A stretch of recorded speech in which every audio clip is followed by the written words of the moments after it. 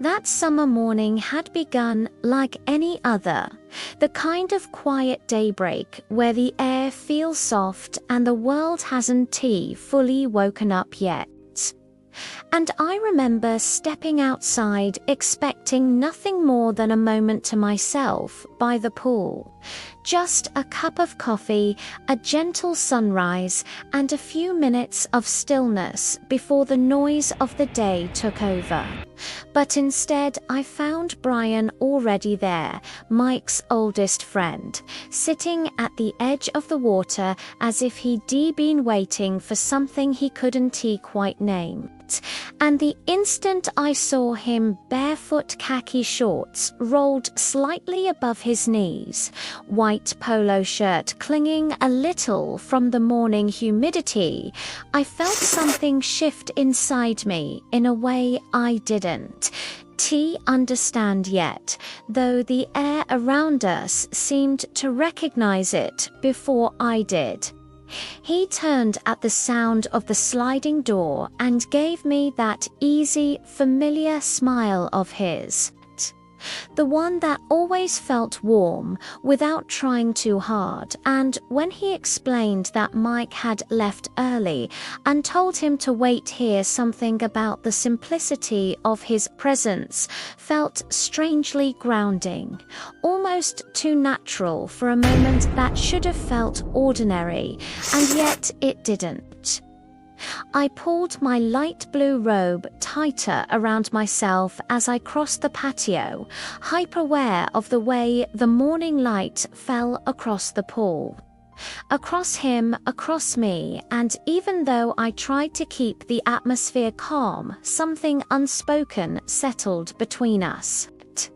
Something that made the silence stretch longer than usual, not awkward but heavy, with a kind of quiet recognition neither of us knew how to acknowledge. When he commented on how peaceful the yard looked at this hour, I agreed, telling him Mike never joined me out here in the early mornings, and the soft chuckle he gave, followed by an offhand memory of their college days, made me smile in spite of myself, though I caught an intensity in his gaze that I hadn't seen before. Something thoughtful, almost searching, lingering, just long enough to make my breath catch for a moment. Then he asked, gently but disarmingly, if this life of mine was enough, a question that landed deeper than I expected. And though I tried dismissing it, he leaned forward with an honesty that made it difficult to hide behind polite answers, telling me he sensed I carried more inside than I let on, that I had the quiet look of someone who kept too much to herself, and the truth of it unsettled me in ways I didn't want to examine. I escaped to the water, offering a swim as a distraction, and when I slipped out of my robe and stepped into the pool, the warmth enveloped me just as Brian moved closer to join me, his presence steady and calm, never intrusive, but undeniably felt. We floated side by side in a silence that seemed to say more than words could have managed, our shoulders brushing lightly on a few turns that felt accidental but somehow meaningful. And somewhere in that soft blue water, he asked me again if I was happy, truly happy. Not out of curiosity, but with a sincerity that made the question impossible to ignore. I answered the only way I could, with uncertainty, and afterward, when I stepped out of the pool and wrapped my robe around me again, I felt his eyes on me in a way that didn't feel uncomfortable, but rather like he was seeing me as someone I wasn't sure I remembered being. Inside, the quiet intimacy of making breakfast together felt like slipping into a forgotten version of myself. Moving around the kitchen with a rhythm that felt natural and familiar, even though we'd never done it before. And the way he watched me, not like Mike, not like anyone else, but like someone paying attention, and nerved me more than anything he could have said. When he finally admitted that he'd spent years quietly admiring me, wondering what life would have looked like if he'd met me first, the words struck with a tenderness so unexpected, I didn't know how to respond, leaving me standing in the kitchen with my pulse trembling faintly beneath my skin as he slowly excused himself, telling me I deserved to be seen, truly seen, before he walked out the door. The rest of the day passed in a kind of haze I couldn't shake off, a fog of thoughts and questions I wasn't ready to face.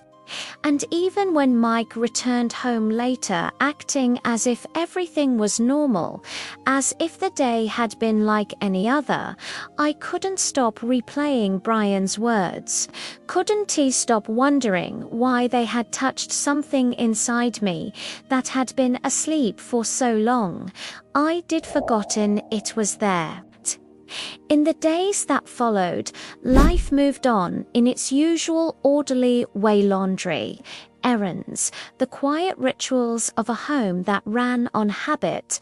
But beneath it all, something in me had begun to stir, a realization, a soft awakening, an awareness of the parts of myself I had tucked away in the comfort of routine. And when Brian eventually texted to apologize for crossing any lines, it wasn't his apology that unsettled me, but the fact that I didn't want distance from the honesty he brought into my life. Meeting him for coffee became a moment of truth I hadn't anticipated.